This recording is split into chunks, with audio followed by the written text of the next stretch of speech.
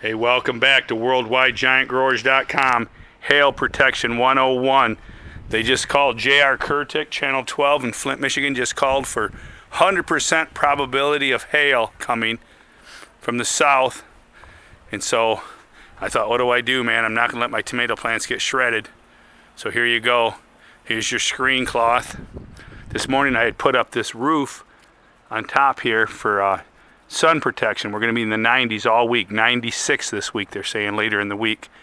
So for hail protection, I put this top on. Here I just put the skirt around here. This is a screen hail protection.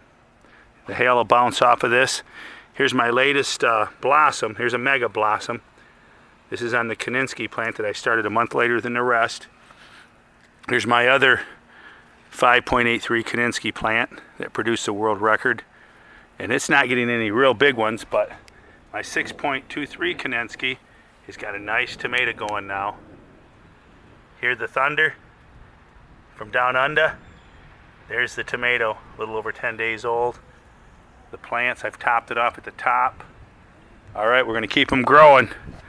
But my mini tomato cave with hail protection.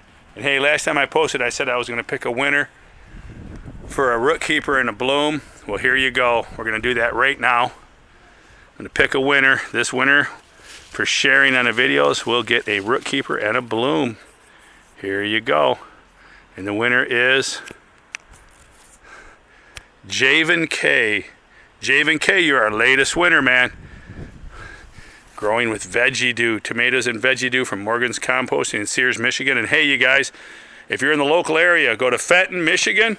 See Brent Toth in Fenton, Michigan on Torrey Road to get your Morgan composting products.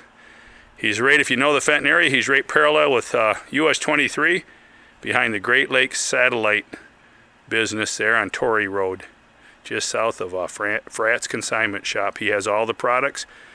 Great guy, Brent. He'll hook you up. All right, man.